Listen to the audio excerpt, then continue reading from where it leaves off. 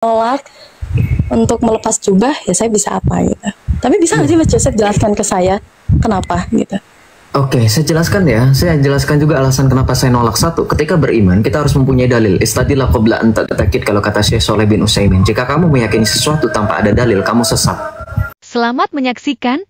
Tuhan Yesus memberkati. Seperti ini Mas Joseph, saya penasaran nih, kalau saya bertanya kembali tentang backgroundnya Mas Joseph, apakah akan dijawab sebelumnya? Cuman pasti akan dijawab deh, karena Mas Joseph kan tahu ya tentang etika dialektika yang baik seperti apa, juga paham retorika seperti apa, bahkan tahu ranah berbicara dan menjadi public speaker itu seperti apa. So I just want asking you, why gitu? Kenapa sih Mas Joseph kok ada di titik ini? I can look for you. Apa sih bahasa Indonesia penampilan ya? Saya melihat penampilan dari Mas. If you are facing the difficult when you speak on English, you can say it in bahasa. I taught you. Ngomong aja pakai bahasa Indonesia, jangan mix it up, jangan dicampur-campur. Silakan. Ya, sorry ya.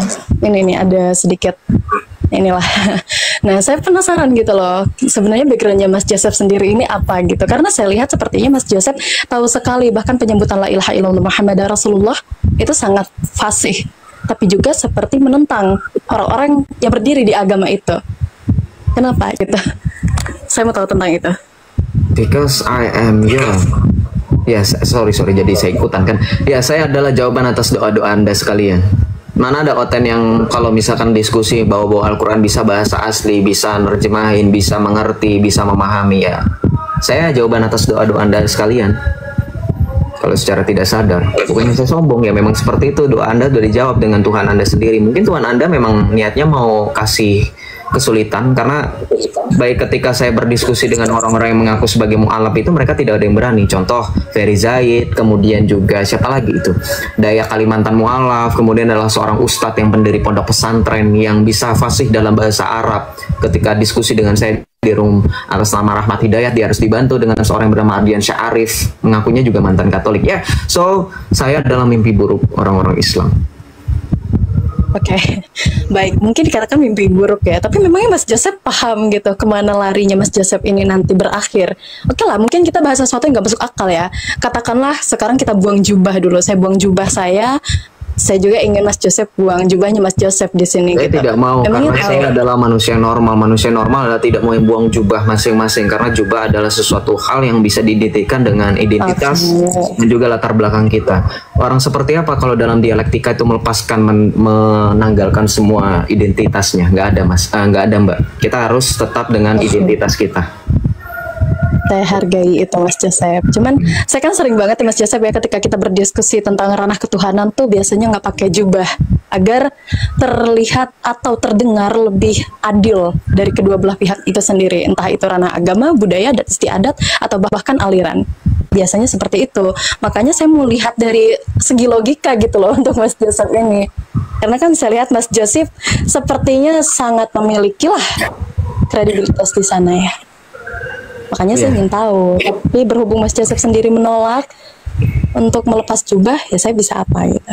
Tapi bisa nggak sih Mas Joseph jelaskan ke saya kenapa gitu?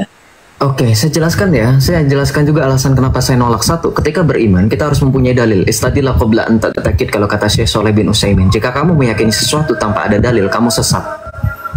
Itu satu. Bahkan ulama-ulama itu mengatakan ketika kamu mengimani dan meyakini sesuatu, kamu harus pakai dalil. Ketika kamu justru memutar balikan atau bahkan berbicara hal kebalikan daripada ulama-ulamamu yang mengatakan bahwa ketika kamu beriman kamu harus punya dalil, makanya ada dalil akli, dalil nakli, betul? Malah kamu bilang copotin aja kita biar adil.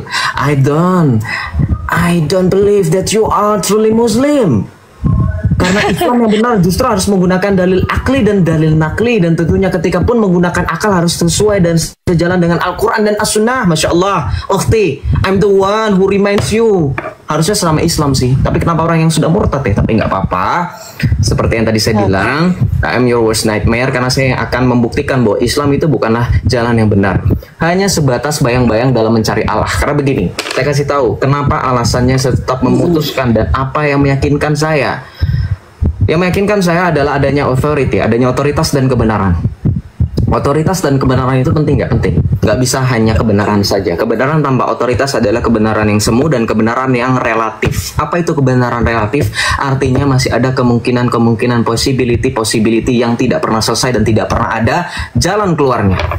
Itu kenapa kebenaran harus punya otoritas. Kebenaran yang berotoritas itulah yang nantinya akan diterima dan diyakini oleh semua orang. Sehingga orang bisa mengatakan, saya berada di keselamatan dan kebenaran yang penuh. Itulah yang gereja Katolik ajarkan melalui perkataan para kudus, termasuk kudus yang kami kenal bernama Santo Cyprianus dari Kartago, yang mengatakan extra ecclesiam nulla salus. Di luar gereja Katolik tidak ada keselamatan. Kenapa bisa mengatakan seperti itu?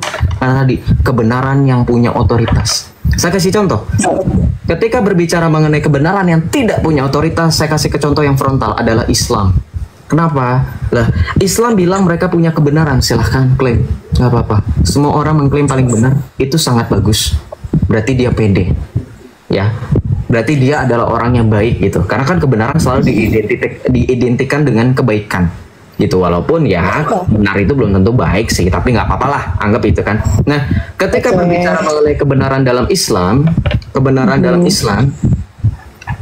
Islam ini tidak punya otoritas. Kita buktikan dengan bagaimana ketika dalam Al-Quran Allah itu berfirman dalam surah Al-Maidah ayat 3, yang ayatnya itu bermula dengan mengatakan hurrimat alaikum, ya, diharamkan bagimu dan seterusnya, itu ya, diharamkan bagimu darah, bangkai. Nah, nanti di ayat yang sama, Tuhanmu itu akan berfirman, pada hari ini telah kusempurnakan bagimu agamamu. Good job, gak apa-apa, saya hargai itu, Tuhanmu telah berfirman. Oke, saya terima, karena itu ada dalilnya, surah Al-Maidah ayat 3. Kemudian di ayat yang lain, di surah yang lain, Tuhanmu juga berfirman, inna dina indallahil Islam, sesungguhnya agama yang diridhoi di sisi Allah adalah Islam. Good, gak apa-apa. Jadi agama yang sempurna dan agama yang diridhoi di sisi Allahmu adalah Islam. Oke, saya terima. Tapi ya, at the same moment, atau kalau kita bilang, kalau saya boleh bilang, on the other hand, ya, di momen yang sama tetapi di orang yang berbeda, di kesempatan yang berbeda, nabimu itu mengatakan orang Nasrani terpecah menjadi 71 golongan, orang Yahudi terpecah, kebalik, orang Nasrani terpecah menjadi 71 golongan, orang Yahudi terpecah menjadi 72 golongan, dan umatku terpecah menjadi 73 golongan. Saya tegaskan selagi saya highlight lagi, nabimu mengatakan Islam terpecah menjadi 73 golongan. Allah berfirman, Islam telah disempurnakan. Pada hari ini telah kusempurnakan bagimu agamamu. We both know, everyone know, ya, semua orang sudah tahu, yang namanya definisi sempurna adalah satu kesatuan utuh, tidak terpecah-pecah. Baik. Nah, ketika Nabi mengatakan Islam terpecah menjadi 73 golongan, terbukti sekarang Islam dengan adanya golongan-golongan yang saling mengklaim dirinya paling benar, tetapi karena tidak punya otoritas sampai dengan detik ini, semua orang dibikin bingung, mana golongan yang benar. Orang-orang Sunni mereka mengatakan adalah benar-benar Ahlus Sunnah wal Jamaah. Ya. Dengan pengikutnya Imam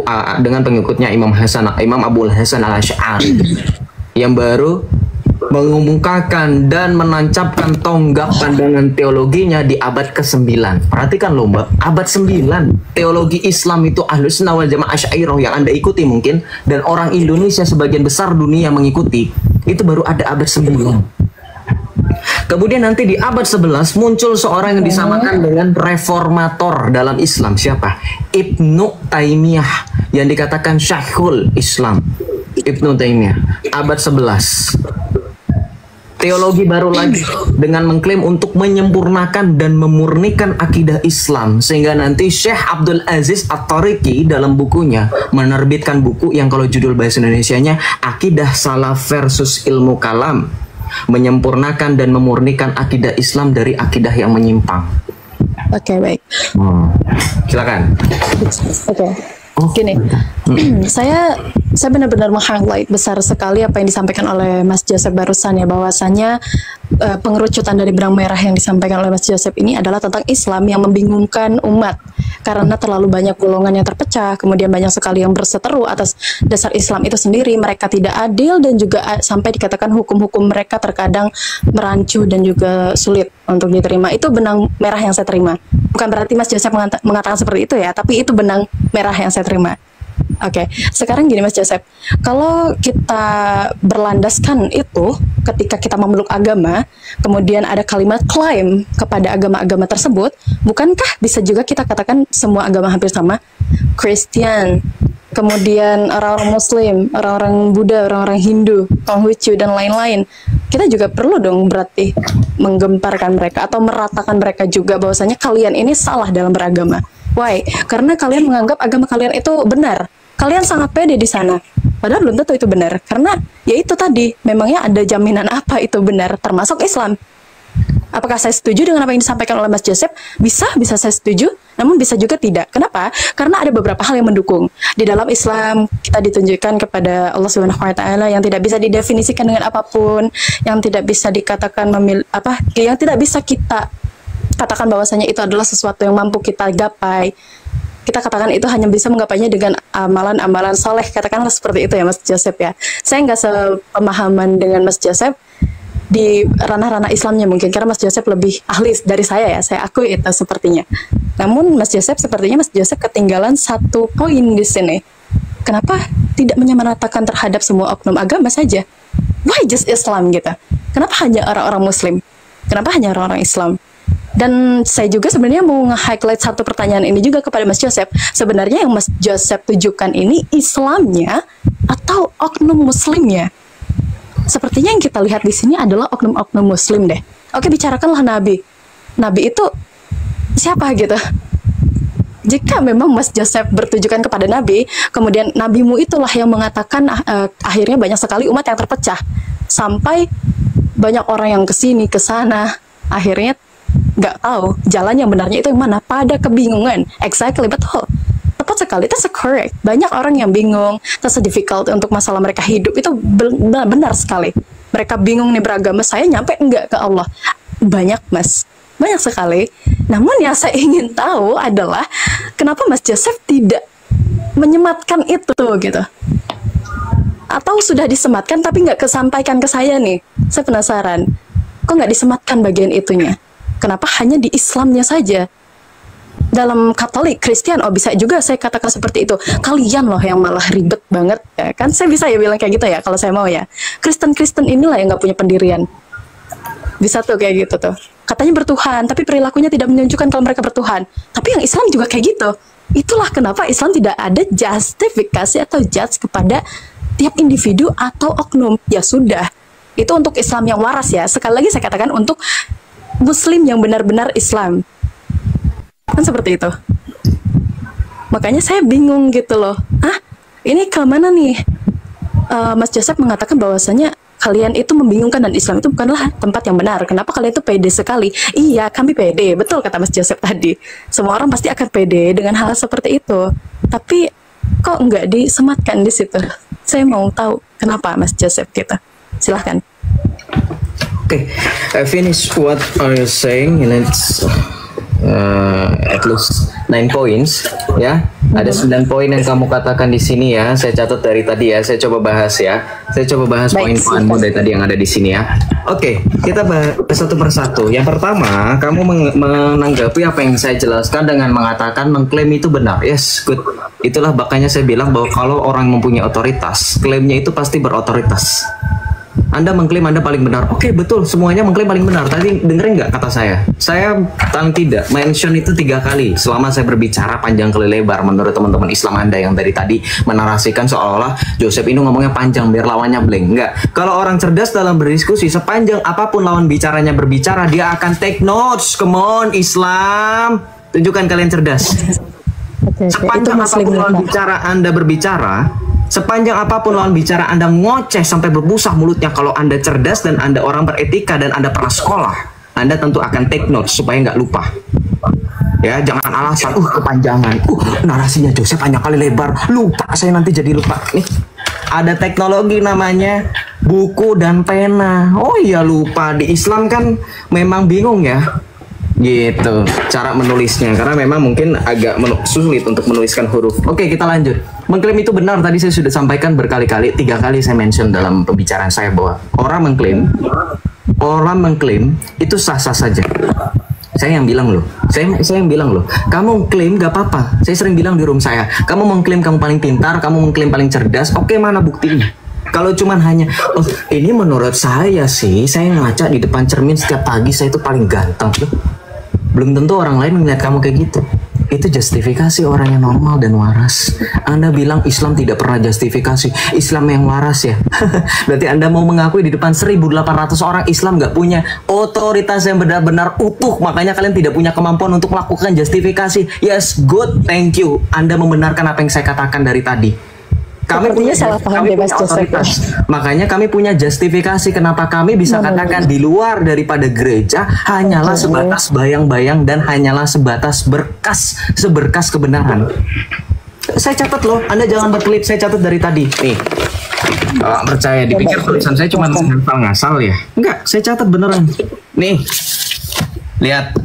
Saya catat, bahkan saya poin-poin kan. Jadi saya tahu mana yang lebih dulu saya tanggapi nih, bisa setuju atau tidak setuju. Ini kalau orang pernah berdebat, saya kasih tahu ya kenapa saya catatannya cuma singkat-singkat poin-poinnya aja. Teman-teman yang pernah berdebat, mengikuti kompetisi debat mahasiswa atau kompetisi terbiasa dengan kompetisi debat, Anda tahu bagaimana mencatat lawan berbicara itu nggak perlu semua pembicaraan dicatat, hanya poin-poin penting. Ya, tentu. Nah, jadi nggak usah menyalahkan lagi ya. Soalnya di bawah ada yang bilang paling catatannya asal-asalan enggak. Ya. Nah. Kita fokus aja ya Mas Joseph, boleh nggak kita fokus aja, jangan lihat saya juga sekali mendayung 2-3 pulau terlampaui Kak, sesuai dengan pepatah ya. Oke, kita lanjut. Bisa setuju tidak setuju. Poin yang kedua, Anda mengatakan dalam Islam ketika mendengar orang mengklaim sesuatu, Anda mengatakan bahwa bisa setuju atau tidak setuju. Kembali saya tekankan bahwa dengan adanya poin kedua, Anda mengatakan di sini Anda menekankan bahwa karena Islam tidak punya otoritas, makanya mereka berada dalam abu-abu. Tuhan Yesus berfirman dalam Alkitab, ini contoh otoritas. Tuhan Yesus berani mengatakan, jika iya, katakan iya. Jika tidak, katakan tidak. Apa yang lebih daripada itu berasal dari si jahat. Anda menjelaskan dalam poin kedua yang saya catat, ketika orang Islam berhadapan dengan orang yang mengklaim ajarannya benar, Anda bisa setuju atau bisa tidak. Berarti Anda tidak punya otoritas. Ini semakin memperkuat lagi argumentasi saya. Terima kasih. Ketiga, Anda menarasikan bahwa dalam Islam Allah tidak bisa digapai hanya dengan amalan-amalan soleh saja. Mungkin saya tidak sebantas dan tidak sebagus ilmu Islamnya. Saya akui Mas Joseph ahli dalam hal ini. Terima kasih atas komplimennya, saya tidak butuh itu. Yang saya butuhkan dan saya fokuskan adalah Anda menarasikan Allah Anda tidak bisa digapai. Yakin? Dalam suratul Al-Qasas, surah Qasas, Al-Qasas, ayat 30, Tuhan Anda bisa digapai. Dalam kisah Isra Mi'raj, Tuhanmu bisa digapai. Dalam hadis dan dalam akidah Islam, salah satunya di antaranya meyakini ketika Anda melakukan sholat tahajud, Anda pernah melakukan sholat tahajud, jangan keluar aplikasi TikTok, okhti, come on. Ketika Anda sholat tahajud, tahu kenapa kenapa dikatakan harus dilakukan dalam sepertiga malam? Tahu kenapa? Tahu kenapa? Itu karena dalil Tuhanmu itu turun pada sepertiga malam langit dunia. Tuhanmu, Allah, saya tidak menghujat ya, ini memang benar dalilnya. Allah turun di sepertiga malam langit dunia. Silakan tanya sama ustadz-ustadzmu. Tidak bisa digampiri bagaimana, wong dia turun ke langit dunia. Langit dunia, langit dunia, samawati fil ard, itu adalah ciptaannya Allah. Kata siapa Allah tidak bisa bersatu dengan ciptaan itu? Buktinya Allah bisa turun ke langit dunia. Bisa digapai. Poin yang keempat, ya, kenapa tidak menyamaratakan selain Islam? Kenapa hanya membahas Islam di sini? Blunder lagi. Yang saya hadapi sehari-hari ketika saya live, 1.800 orang penonton saya, kadang bisa 2.000, kadang bisa 3.000, tanya sama orang-orang Kristen. Yang sering komentar itu dari agama mana teman-teman? Katakan rame-rame. Yang sering berhadapan dan sering berpolemik dengan Kristen dari agama mana? Apa pernah dari Buddha? Apa pernah dari Hindu? Apa pernah dari Konghucu? Apa pernah? Nggak pernah. Maka inilah pentingnya bagaimana kalau Anda mengatakan, ya saya percaya Kak Magnolia ini adalah orang yang cerdas dan orang yang mengerti dan memahami lah, nggak sulit kalau misalkan berbicara secara logika. Logikanya bagaimana Kak? Kita mau bahas mengenai orang, tapi orangnya nggak ada dan orangnya nggak pernah kita kenal. Ngapain? Nah, kenapa saya bisa bahas Islam? Ya karena yang sering bersinggungan di sini, di room ini, yang sering Yesus bukan Tuhan. Oke, saya tanya, makanya tadi Kak Mahnuli saya tanyakan, itu juga sekaligus secara tidak langsung biar membuktikan yang paling secara frekuensi, ya, secara frekuensi yang paling sering muncul nilainya belajar matematika, yang sering muncul berkenaan mengenai ajaran iman adalah Islam. Saya berbicara realistis, makanya saya tanya, dari Islam atau dari Kristen? Dari Islam. Saya nggak peduli sebenarnya mau kamu Kristen, mau kamu Islam, mau kamu mau menyebut kamu tidak bertuhan. Saya mau yang tertulis di KTP. Kenapa? Supaya saya bisa menjelaskan, supaya kami bisa menjelaskan bagaimana latar belakang iman kami dengan tata cara yang baik dan benar. Kalau kamu dari Islam, saya akan pakai komparasi. Contoh begini Kak Magnolia, saya kasih contoh. Kamu Islam, oke. Kamu nggak percaya Yesus sebagai Tuhan. Ya udah nggak apa-apa. Saya kasih dalil dalam Alkitab ya. Misalnya dalilnya, ini Yohanes 1 ayat 1. Ini Wahyu 22 ayat 12 sampai 13 misalkan. Masih nggak percaya. Saya nggak percaya tuh Yesus Islam kan Yesus itu Tuhan. Kan Alkitabmu itu dipalsukan. Nah, saya nanya gini. Saya bilang gini, kamu Islam kan? Oke. Kitabmu apa? Al-Quran. Oke. Sekarang saya tanya, kamu percaya Al-Quran nggak? Percaya. Oke. Sekarang saya minta kamu bukakan di mana dalam Al-Quran Yesus adalah Allah. Nanti kita buka lagi Alkitab yang barusan saya sampaikan. Kita samakan, kita komparasikan. Di mana benar-benar plek ketiplek. Nih ya. Ayatnya demikian, berbunyi demikian. Intinya bermaksud demikian. Baru terbukti. Kenapa? Ya itu nggak mungkin saya ngomong sama orang Islam, saya pakai kitab penyamaan komparasi dari kitab teman-teman kita yang Hindu. Saya bawa dari kitab Weda ya. Saya bawa dari kitab Tripitaka ya. Dari teman-teman yang Buddha, nggak nyambung. Jadi harus sesuai konteks. Jadi kenapa saya tidak menyamaratakan? Yang ngapain saya bawa orang yang tidak pernah bersinggungan dengan kita? Kalau kita berbicara mengenai nih diagram Venn, tahu diagram Venn? Orang matematika tahu ya, orang yang berilmu tahu diagram Venn. Contoh, saya gambar begini, lingkaran-lingkaran. Nih, yang tengah-tengah. Lanjut poin yang berikutnya biar nggak berlama-lama. Salah. Oke. Dilanjut aja.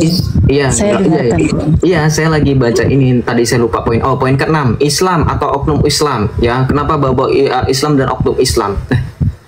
Islam dan oknumnya itu kan beragama Islam. Kita nggak bisa bilang oknum kalau memang sudah jelas identitas dan juga sudah jelas ajarannya seperti apa dan secara bangga dan proud mereka mengakui bahwa diri mereka Islam. Ya nggak mungkin saya bilang ketika mereka saya Islam kemudian kamu Kristen, kamu Hindu, kamu ya bukan ya. Makanya saya selalu bilang Islam ya karena mereka mengaku sebagai mereka Islam. Gitu.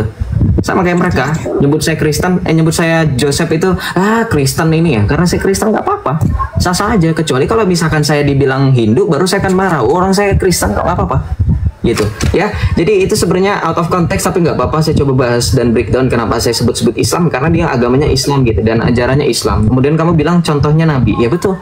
Dalam surah Al-Ahzab ayat 56 kalau saya tidak salah itu kan dibunyi laqad kana lakum fi Rasulillahi uswatun hasanatun liman kana yarjullaha. Artinya apa? Sungguh telah ada pada dirimu Rasulullah suri teladan nyata. Good. Makanya dalam Islam ketika Anda berbicara role model, semua orang Islam akan sepakat role model mereka adalah Nabi. Betul? Muhammad, betul? Sallallahu alaihi wasallam. Betul? Nah, ketika dikatakan saya bilang, kamu kayak Muhammad ya, role modelmu ya Muhammad karena memang Al-Quran mengatakan suri tauladan yang nyata bagi kamu. Kan gitu. Kalau kamu nyebut sama orang Yahudi suri tauladan mereka siapa? Moses, Musa mungkin dengan hukum Taurat kan gitu, hukum Taurat mereka. Orang Kristen suri tauladannya siapa? Yesus, soko guru kita. Ini sebenarnya nggak masalah gitu. There's no problem with that. Hanya saja ketika berdiskusi dalam ranah diskusi, makanya perhatikan etika dan tata cara diskusi. Saya sudah bilang tadi Kak, nggak tahu Kak Magdalena nyimak atau nggak pas di awal. Saya bilang setiap orang punya branding, ya self branding, ya sama kayak produk-produk mereka punya branding ya. Produk kecantikan A sama B itu beda brandingnya apa, brandnya apa yang membedakan brand awareness nih. Sama setiap orang juga punya self branding. Saya punya self branding ketika berbicara dan berdiskusi. Anda harus memastikan ketika beriman kita mengikuti ajaran siapa. Kan teman-teman sepakat, teman-teman yang punya logika dan akal yang berjalan itu, akal yang sehat itu, Anda mau mengimani sesuatu yang Anda imani sendiri dan juga Anda membuktikan iman itu bukan dari warisan atau katanya-katanya. Lah kalau saya beriman sendiri, kebetulan sumbernya sampai kepada Tuhan Yesus. Makanya kalau Anda bilang, wah Joseph ini ajaran Yesus, ya memang ajaran Yesus. Karena apa yang diajarkan para rasul itu adalah ajaran Yesus. Matius 28 ayat 19 sampai 20. Pergilah dan jadikanlah semua bangsa muridku dan Baptislah mereka dalam nama Bapa dan Putra dan Roh Kudus. Ajarlah segala sesuatu yang telah kuperintahkan kepada kamu. Makanya ajaran saya, sekalipun dapatnya dari para rasul, 2 Tesalonika 2:15, itu sumbernya dari Tuhan Yesus sendiri. Karena Tuhan Yesus memerintahkan, ajarlah segala sesuatu yang telah kuperintahkan kepadamu. Makanya sumber saya langsung Yesus Kristus. Gitu. Ya sesuai dengan role model lah. Saya bilang tadi sesuai dengan Islam ya, dalam surah Al-Ahzab, laqad kana lakum fi Rasulillah uswatun hasanah dan seterusnya itu. Ya, kemudian kamu bilang mengatakan Islam terpecah. Kamu sampai bilang exactly. Banyak memang orang yang bingung. Saya setuju dengan hal itu. Ya. Terus kenapa kamu masih bingung? Kenapa kamu masih bingung? Kenapa saya murtad gitu kan? Itu alasan saya murtad. Ya, saya tidak mau menjanggapi lebih lanjut lagi. Oke, kamu masih melakukan pengulangan di poin ke-8 dan poin ke-9 tentang menyamaratakan ya, saya sudah. Kemudian kamu bilang, saya bisa bilang, orang Islam bisa bilang Kristen itu yang ribet gitu. Ya, sehingga kamu menutup closing statement kamu yang kamu mungkin masih ingat, kamu bilang Islam tidak ada justifikasi yang tadi saya mention di awal. Ya justru karena itu Islam tidak ada justifikasi, makanya imannya tidak membawa kebenaran yang utuh dan penuh. Kalau orang punya justifikasi, orang bisa menentukan. Makanya begini, kalau Anda bilang Kristen itu ribet hanya karena dasar dari kacamata Anda, kalau saya kan tadi kamu juga aku ya, bukan saya yang minta validasi ya, bukan saya kemudian sombong ya, tapi karena kamu ngomong di depan 1.800 orang barusan, dan saya catat itu bahwa kamu mengakui bahwa saya lebih ahli Islam daripada kamu.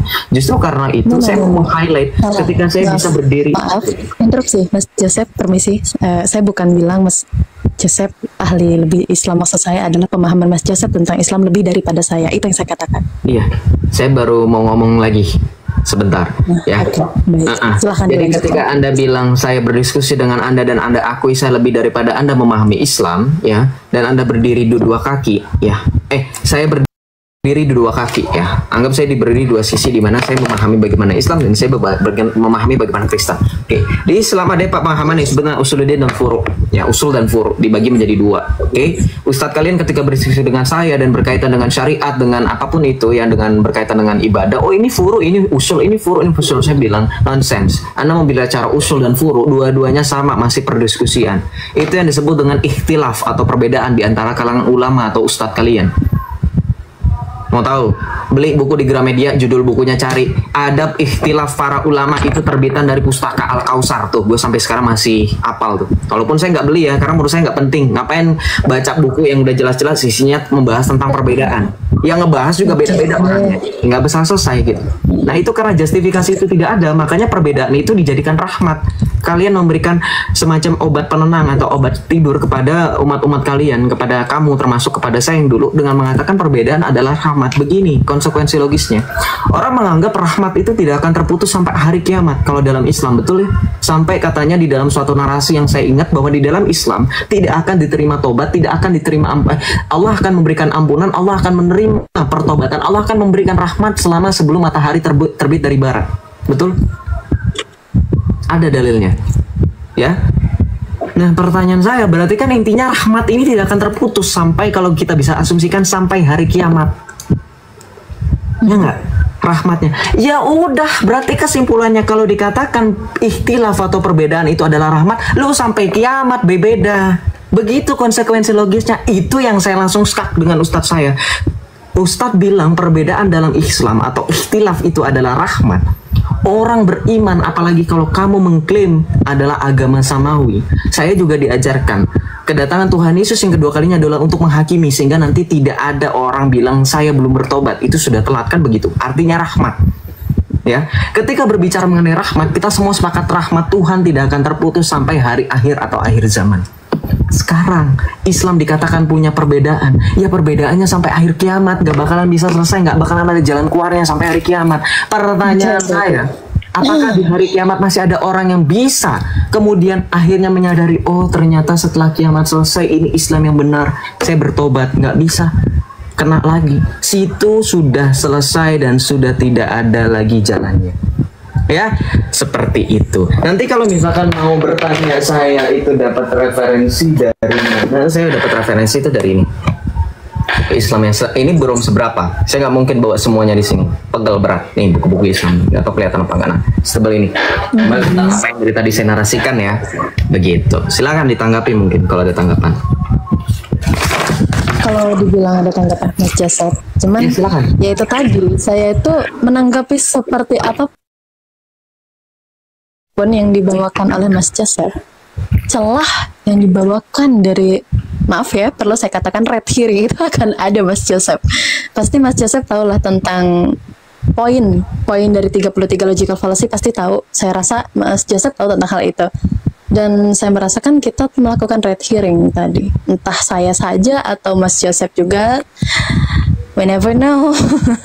Cuman gini Mas Joseph. Oke, saya terima dengan penjelasan Mas Joseph tadi terkait dengan Islam ini tidak memiliki ketentuan lah kata poinnya ya, karena tidak ada justifikasi di situ. Saya jadinya berpikir seperti ini Mas Joseph. Kalau seperti itu kenapa tidak dimayoritaskan saja dulu gitu? Oke lah, di perhitungan dari internasional Kristen itu mayoritas. Katakanlah seperti itu. Islam mayoritasnya kan di Indo doang nih. Katakan seperti itu dulu ya Mas Joseph ya. Tapi kenapa itu hanya ini ya, menjadi benturan untuk kedua belah agama ya? Agama yang paling sering berseteru kita perlu akui adalah Kristen dan Islam kan? Itu fakta. Tapi kenapa di situ yang dijadikan sebagai alat pukul Islam? Kenapa nggak Kristen aja gitu?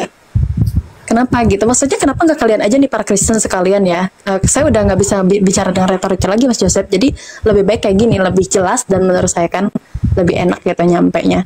Kenapa nggak dijadikan alat pukul aja Kristennya gitu? Kenapa harus Islam menjadi alat pukul? Kalau kalian mengatakan bahwasanya dalam Islam itu, kalian yang mengakui orang-orang yang mengatakan bahwasanya Islam itu kemana-mana, nggak jelas, bahkan bisa dikatakan kalian itu agama yang tidak ramah, katakan seperti itu ya. Kemudian ada juga orang-orang yang kadang bernarasi bahwasanya Islam itu adalah ajaran sesat, Tuhan yang nggak jelas. Tapi tadi dibantah oleh Mas Joseph sendiri bahwasanya Allah kalian itu turun gitu. Ada tuh penjelasannya tadi bahwa hadis, bahwa dalil, masya Allah, tabarakallah banget nih. Perlu saya katakan keilmuannya masya Allah ya, tapi tidak dengan keyakinannya. Saya malah sayang di situ sih Mas Joseph. Saya tidak bermasalah Mas Joseph dimanapun sekarang. Yang saya sayangkan adalah pemahamannya Mas Joseph bahwa itu kenapa dijadikan sebagai alat pukul untuk Mas Joseph menghadapi orang-orang yang sedang berbicara. Ini apakah saya ad hominem? Iya, saya ad hominem. Saya langsung kepada pribadinya Mas Joseph. Dan Mas Joseph, saya yakin Mas Joseph paham tentang hal ini. Saya penasaran Mas Joseph. Kenapa sih dari sekian banyaknya hadis, dalil, pemahaman Alkitab, kitab ini, kitab itu, bahkan sampai di Buddha, Konghucu, wah itu saya dengar kayaknya Mas Joseph luar biasa banget pemahamannya sampai sana. Tapi kenapa itu nggak dijadikan alat pukul gitu? Oke, betul yang dikatakan oleh Mas Joseph, Islam lah yang mengganggu terlebih dahulu, karena Islam lah yang selalu mengulik-ulik dan mengatakan begini begitu. Oke, katakan seperti itu. Tapi kan bisa ya kalau jadi alat pukul tuh banyak banget. Ini Mas Joseph, contoh deh, ada gendang buat azan nih, nggak ada pemukulnya, kita bisa pukul pakai gelas, pakai apapun itu yang benda ujungnya tumpul, maka bunyinya akan sama. Apakah itu menjadi sebuah kerancuan gitu untuk orang-orang yang mendengarkannya? I think no. Kan seperti itu. Sama halnya dengan agama dan juga keyakinan yang dibawa oleh Mas Joseph tadi. Di dalam Islam kalian katakan bahwasanya, di dalam Islam menurut Mas Joseph itu adalah rancu, kemudian Allahnya turun, la ilaha illallah Muhammadar Rasulullah, itu akhirnya turun ketika sholat sepertiga malam. Itu jelas ada hadis dan dalilnya. Oh iya benar, betul Mas Joseph. Tapi yang saya maksudkan di sini adalah manifestasi dari Allah itu sendiri. Saya bisa berani mengatakan bahwasanya Yesus Kristus, oke, saya perlembutlah, Tuhan Yesus Kristus menurut Kristen memiliki implementasinya apa? Bentuk manusia, yaitu Nabi Isa. Dikatakan seperti itu ya, manusia memiliki rambut, memiliki tangan, memiliki kaki, memiliki alat kelamin, mohon maaf sekali perlu saya katakan, dan juga tingginya seperkian itu dilihat, diperhitungkan, bahkan ada penjelasannya. Tapi kenapa itu nggak dilihat juga gitu oleh Mas Joseph, yang saya rasa logikanya lumayan banget menurut saya ya. Bukan lumayan lah, tapi bagus. Kalau Mas Joseph mengatakan kita seperti ini tadi, saya sedikit ulang ya, Mas Joseph bilang gini, Islam kalian itu kenapa nggak ada yang pinter? Islam bisanya ngeklaim doang tapi nggak ada isinya. Nah, tapi saya tidak seperti itu, Mas Joseph. Saya sebagai Islam dengan bangga saya katakan Mas Joseph ini memiliki retorika dan juga pemikiran yang lumayan bagus. Sorry, bukan memvalidasi Mas Joseph, bukan juga menjilat ya, tapi ini bentuk dari kedewasaan saya sebagai seorang Muslim yang beragama Islam. Oke, kalau Mas Joseph bilang tadi bahwasanya Islam itu nggak punya pendirian karena berantakan dan itulah alasan saya murtad. Saya rasa bukan itu alasan Mas Joseph murtad. Kalau saya bilang pakai ucapan ya, Mas Joseph coba deh direnungi lagi. Oh, saya yakin sih Mas Joseph pasti udah ngerenungin itu. Entah apa yang Mas Joseph lewati, saya nggak tahu sama sekali. Cuman sepertinya seperti gini ya Mas Joseph. Sepertinya saya sentuh Mas Joseph dengan cinta pun sebagai seorang wanita ya, bukan seorang hamba Tuhan, bukan, tapi seorang wanita. Dengan cinta pun sepertinya Mas Joseph tidak akan menolehkan diri ke Islam. Just that asking. Maksudnya just that question. Kok saya jadi rusak sih gramarnya, maaf. Just that question. Why gitu. Kenapa yang dijadikan alat pukul itu Islam, Mas Joseph? Islam, pemahaman Islamnya Mas Joseph yang dijadikan alat pukul. Itu aja sih Mas Joseph. Untuk tanggapan-tanggapan Mas Joseph yang tadi terkait apa yang saya bawakan, itu malah menunjukkan bahwasanya Mas Joseph itu masih mencari celah. Letak Islam ini tidak benar. Itu yang saya lihat. Benar-benar murni dari saya ya Mas Joseph ya. Saya melihat itu dari Mas Joseph. Silahkan kalau masih ada yang mau ditanggapi. Terus banyak ketika saya berhadapan dengan orang seperti Anda yang tadi Anda sempat menyebutkan red herring dan Anda sempat mention ada 30 macam logical fallacy ya, dan saya juga nggak tahu kenapa Anda tiba-tiba bring it up gitu, padahal yang dari tadi red herring dan juga logical fallacy termasuk Anda juga akui Anda ad hominem ya, padahal dari tadi saya hanya fokus pada substansi dan argumentasi. Saya juga meragukan karena Anda juga off cam, jadi saya nggak tahu Anda catat poin-poin saya atau enggak.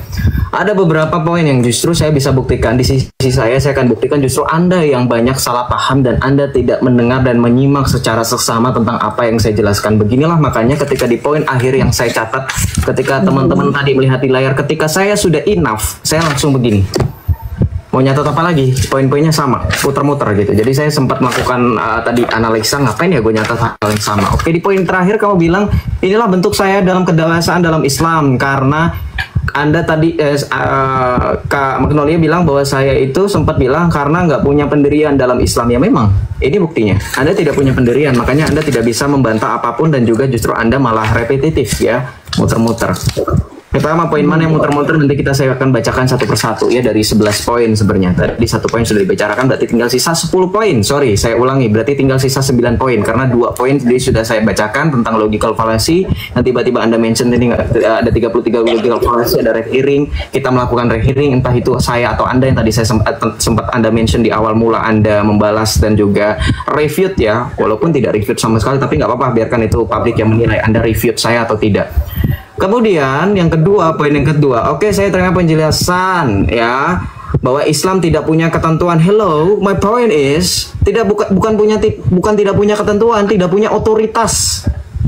Ya, ketentuan banyak di Islam, banyak ketentuan ini, ketentuan tentang makan, ketentuan tentang cebok, ketentuan itu kan ketentuan, aturan, ketentuan. Ya, jadi jangan manipulatif, don't gaslighting, don't manipulative, don't red herring ya. Jadi jangan bawa-bawa saya, don't bring me up lah pokoknya. Ya, karena saya nggak melakukan red herring. Saya sudah catat, saya sudah bilang. Ketika Anda dari tadi menjelaskan, saya sudah catat. Saya sudah terbiasa. Anda mungkin baru ketemu dengan orang seperti saya bisa sombong untuk hal ini karena saya itu tipikal orang yang kalau saya mendengarkan orang berbicara dan kita dalam konteks untuk bantah-membantah, saya paling suka. Ya, karena saya orangnya suka debat. Ya, itu yang dibenci oleh orang tua saya. Makanya mereka angkat tangan, raise their hands ketika mereka mendatangkan ustadz alim ulama. Karena saya orangnya suka debat. Makanya saya bisa melalang buana untuk menjadi murtad.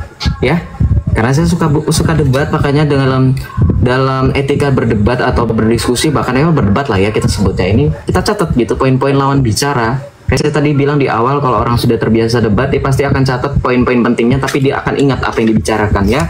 Itu sisi yang perlu saya banggakan ketika berbicara dengan orang-orang yang tidak memahami dan perlu dijelaskan 2 kali berulang-ulang. Kemudian yang ketiga, tadi kan saya sudah bilang ya, yang kedua itu kamu bilang bahwa di Islam tidak ada ketentuan. Kamu salah. Ya, saya tidak bilang di Islam tidak ada ketentuan. Di Islam ada ketentuan tapi tidak punya otoritas. Makanya ketentuan yang Anda buat itu berantakan, kacau. Di Islam itu kan orang-orang pada buat ketentuan, misalkan gini, saya kasih contoh, saya kasih contoh ya. Kemarin kan kamu baru merayakan ulang tahunnya Muhammad. Maulid ya. Saya bilang ulang tahun ya karena Maulid itu bahasa Arab untuk ulang tahun. Ya. Oh enggak ya, saya enggak merayakan itu sedikit. Iya, itu dia. Justru Anda terima kasih. Saya tidak perlu kasih contoh lain. Anda sudah dipilih. Itu ketentuan. Itu ketentuan ulamamu mengadakan Maulid. Anda tahu nggak? Yang mengadakan Maulid itu nggak cuma orang Indonesia, orang India merayakan. Di Madinah kemarin, ya, di Madinah kemarin itu orang-orang merayakan Maulid ditegur langsung di dalam Haramain. Tahu Haramain nggak? Di dalam area masjid. Ya, nih, saya dapat kiriman video dari teman saya. Bentar, saya kalau ngomong itu nggak tanggung-tanggung, saya pasti pakai data. Inilah yang mungkin teman-teman suka tunggu-tunggu. Iya. Saya terima kok data apapun dari Mas Joseph. Iya, makanya walaupun apapun itu ya saya nggak mau hanya sekedar bilang-bilang klaim saja. Saya harus orangnya biasa membuktikan. Gitu. Bentar ya. Saya cari WhatsApp dulu teman saya, mana nih WhatsAppnya?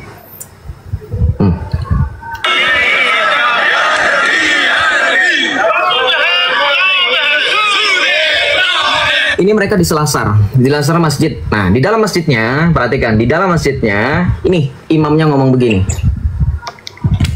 Wa min al-jafa'ir an-nabiy sallallahu alaihi wasallam at-tahayyu li bid'atil maulid. At-tahayyul bid'atul maulid. Jelas kalau dalam bahasa Arab ini artinya menghidupkan bid'ah. Bid'ah itu tahu nggak apa? Nabimu pernah bersabda dalam hadis, kullu bid'atin dolalah wa kullu bid'alatin finnar. Setiap bid'ah itu adalah kesesatan dan setiap kesesatan tempatnya di neraka. Nih, ini imam masjid. Ini langsung dari Masjidil Haram. Orang-orang di luar di Selasar pada bilang, ya Nabi, ya Nabi, ya Maulid, ya Nabi. Di dalam masjid namanya lain. Jadi artinya apa? Betul, tidak ada pendirian. Tadi Anda juga udah membuktikan kok. Saya tidak merayakan itu. Berarti ada yang merayakan, ada yang tidak merayakan, ada yang abu-abu. Itu dia, tidak punya otoritas. Makanya kemudian tidak satu dalam pengajaran. Kalau dalam pengakuan iman rasuli jelas dikatakan, pengakuan iman rasuli ya, syahadat saya, syahadat iman yang benar. Aku percayakan gereja yang satu, kudus, katolik, dan apostolik. Ketika dikatakan yang satu, itu satu pengajaran. Maka sesuai dengan Efesus 4 ketika dikatakan satu baptisan, satu iman, satu Tuhan. Gitu. Makanya Tuhan Yesus mengendaki supaya murid-muridnya menjadi satu. Inilah yang kekristenan hadapi. Sekalipun saya tidak pernah memungkiri bahwa memang di dalam Kristen juga ada aliran. Gitu. Cuman yang jadi perbedaan, di kami ada otoritas. Saya bukannya sombong sekali lagi. Contoh otoritas apa? Iya, bagaimana ada gereja Katolik, ada gereja Protestan, ada gereja Ortodoks. Nanti dari gereja Protestan ada lagi denominasinya, dari gereja Ortodoks ada Ortodoks Oriental, ada Ortodoks Timur, dan seterusnya. Mereka semua akan bersatu dengan pangkuan gereja yang satu, kudus, Katolik, dan apostolik. Gitu. Ya, mereka bersatu dengan gereja Katolik. Paus Fransiskus, pemimpin kami yang kemarin baru datang ke Indonesia, itu otoritasnya. Penerus tahta Petrus. Kalau Anda minta dalilnya Matius 16:18, kemudian dalam Injil Yohanes ya. Yohanes 20 ketika Tuhan Yesus meminta Rasul Petrus untuk menggembalakan domba, dan ketika Tuhan Yesus berfirman agar kita menjadi satu kawanan dan satu gembala. Itu poin penting dalam primus inter pares, atau yang berotoritas itu harus satu orang, ya, satu kawanan dan satu gembala. Ketiga, kenapa tidak dimayoritaskan saja? Based on international Christianity. What kind of data you use on your argument? Nggak tahu saya international Christianity itu apa ya? Based on international, Christianity gitu ya. Based on international apa? Based on international apa? Datanya ini apa? International apa? Apa internasional dari PBB kah? Atau dari sensus penduduk yang dilakukan oleh lembaga dunia? Pak, ini harus jelas nih. Internasional apa? Anda hanya bilang based on international Christianity is majority, bla bla bla bla bla. Ya, internasional apa? Datanya dari mana? Gitu. Saya minta datanya, walaupun memang kita tidak dapat mengkiri, memang betul Kristen faktanya adalah mayoritas. Tapi kalau dalam ranah diskusi, karena Anda yang mengklaim, Anda harus buktikan ini bukti referensi yang jelas. Gitu ya, nggak apa-apa kalau misalnya nggak ada, ya udah, berarti ya udah anggap aja ini omong biasa lah. Gitu. Nah, kamu bilang bahwa dari yang kamu bicarakan bahwa mayoritas itu Kristen based on international bla bla, kemudian kamu sambungkan dengan agama yang paling berseteru adalah Islam dan Kristen. Kenapa yang dijadikan alat pukulnya kenapa bukan Kristen? I don't understand. I totally understand di mana kamu mengulangi, repetitif kamu jelaskan ada alat pukul. What kind of this? Ini analogi apa? Alat pukulnya apa maksudnya? Sama Kristen gitu? Nggak, sama Kristen sudah selesai. Gitu. Sama Kristen itu nggak ada lagi jadikan sama-sama alat pukul. Ini saya bingung kok. Kenapa yang dijadikan alat pukul bukan Kristen saja? Kenapa Islam? Kan gini loh, ketika kamu menarasikan agama yang paling berseteru Islam dan Kristen aja, itu menurut saya sudah agak ngaco. Karena memang faktanya kamu juga sudah tahu jawabannya. Yang sering mengusik itu Islam. Ya, dan memang ketika berdiskusi dengan Islam itu kan memang yang faktanya membahas tentang Yesus itu adalah Islam. Hindu, Buddha tidak bahas. Ya, karena di kitab mereka nggak ada sebutan Yesus, nggak kenal mereka. Kalau dibilang kenal Yesus nggak ya? Kalau merujuk kepada kitab suci mereka nggak kenal ini. Gitu. Karena memang kan secara fakta sejarah memang kita harus akui memang ajaran mereka sudah ada gitu. Jadi kalau berseteru sama mereka juga bingung. Mereka belum mengenal Yesus. Gitu ya, bingung juga. Jadi narasi ini saya anggap zong ya, saya nggak tahu poinnya mau dibawa kemana nih, alat pukul apa. Kalau dibicarakan soal berdiskusi ya memang Islam, karena ya paling Judaism. Kalau Anda mau bawa selain Islam dan Kristen paling Judaism, Yahudi. Tapi kalau Yahudi Anda juga bisa, nanti saya rekomendasikan untuk nonton Benjamin Besomer ya. Gitu. Kenapa Islam ya? Nanti kamu harus tahu bahwa Islam itu akan mengutip ajaran-ajaran yang telah dikutuk oleh gereja. Ketika Anda menyebut tadi mention bahwa di dalam Kristen ya, ini saya langsung nyambut ke dalam 9. Poin ke-7, sorry, bukan poin ke-9 ya. Poin ke-5 malah, bukan poin ke-7. Ini banyak banget memang omongan Anda. Makanya saya catat 11 poin. Berarti sisa 4 poin lagi ya. Ini poin ke-5. Masya Allah, tabrak Allah, jangan ditabrak ya. Tabarakallah, harusnya yang jelas pronunciation-nya biar orang nggak salah. Tabarakallah, sepertinya saya mengatakan tabarakallah. Tapi kalau memang tadi Anda bilang tabarakallah, nanti saya akan posting. Tabarakallah ya, baik Mas Joseph, memperhatikan juga saya katakan. Silahkan. Betul, Masya Allah dan tabarakallah. Ya, jadi jangan disatukan tabrak itu. Karena ada tabarakallah itu, ada baknya itu jelas. Bahwa Allah turun, ya, berarti itu membantah Islam sesat loh. Saya nggak sama sekali membantah Islam sesat gitu, dan juga Anda sekali lagi yang ini red herring gitu, membantah Islam sesat dengan mengatakan Masya Allah tabarakallah. Mas Joseph tadi dibawa dalil-dalil bahwa Islam itu apa, bahwa dalam Islam itu Allah turun di sepertiga malam gitu kan, karena Tuhannya nggak jelas dikatakan seperti itu. Anda bilang seperti itu ya, saya catat poin ini. Gitu. Baik, silakan dilanjutkan.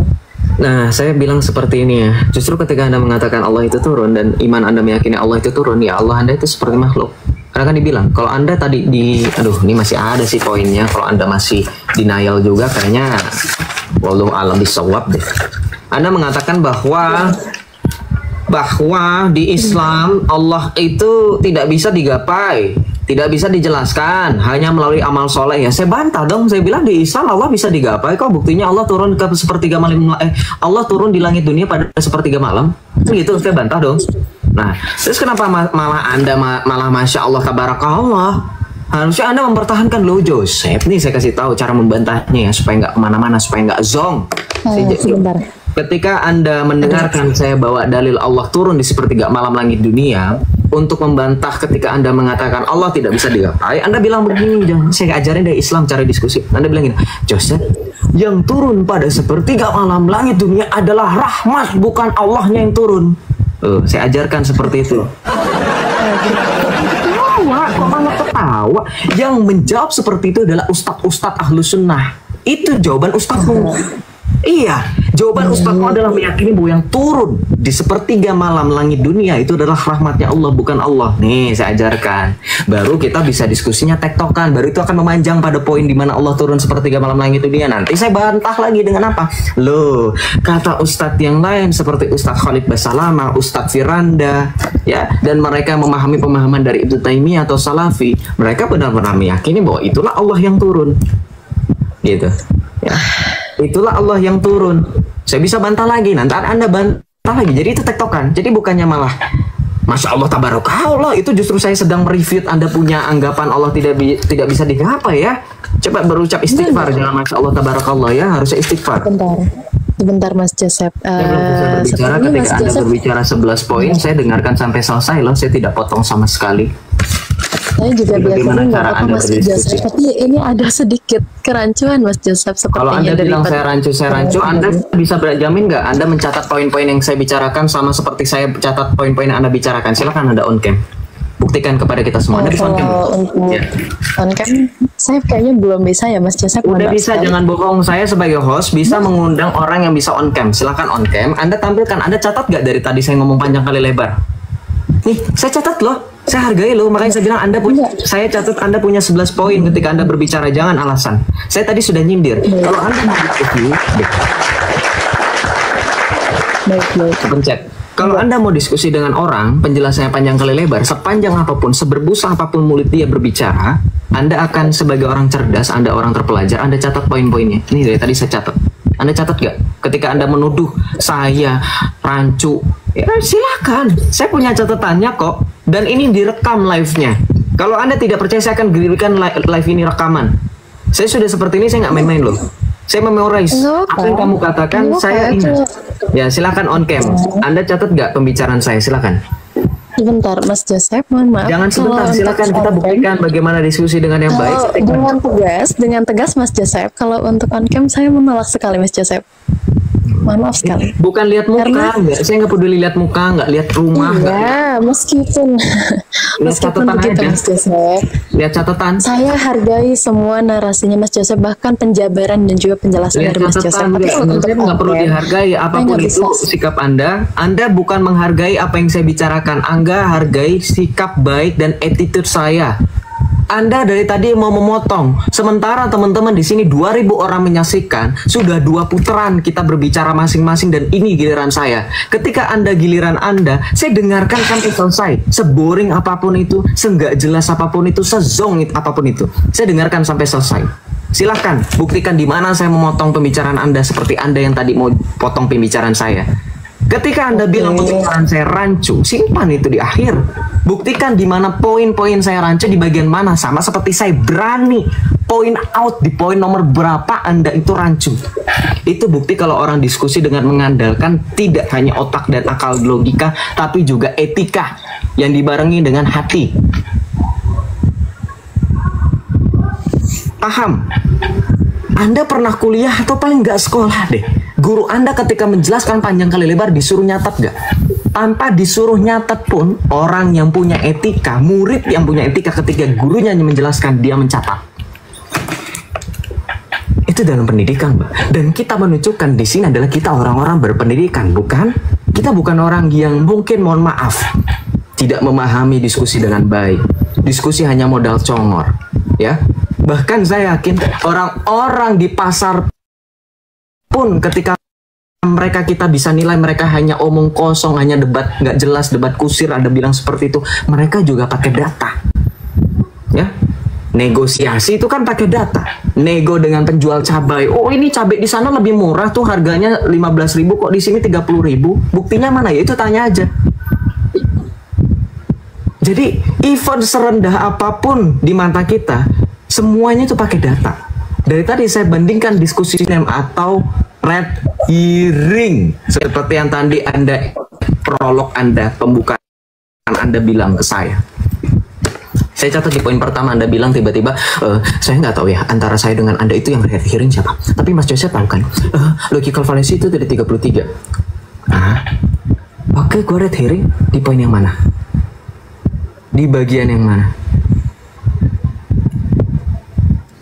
Oke. Ya, ini belum selesai, masih ada 4 poin lagi. Kalau Anda silakan. potong juga jadinya, saya juga nggak tahu mau lanjutin juga males. Anda juga nggak mau nunjukin Anda catat omongan saya atau enggak. Menurut Anda saya nggak penting ya? Ya udah. Kalau gitu nggak perlu disampaikan aja ya sih Mas Joseph kalau seperti itu. Betul, itu dia. Good, thank you. Thank you for nothing ya. Ya. Thank you for nothing. Itu tahu, akhirnya sadar diri, nggak usah disampaikan ya Joseph. Udah, thank you for nothing. Ya, iya dong. Lah percuma saya ngomong panjang kali lebar. Nih, gue nyatet loh 2 lembar ini buku catatan gue nih. Gue nyatet 2 lembar begini, gue nyatet 2 lembar begini. Nggak ada harganya. Kamu menarasikan saya itu, dia mau menggiring opini seolah saya tidak menghargai. Terima kasih sudah menyaksikan. Tuhan Yesus memberkati.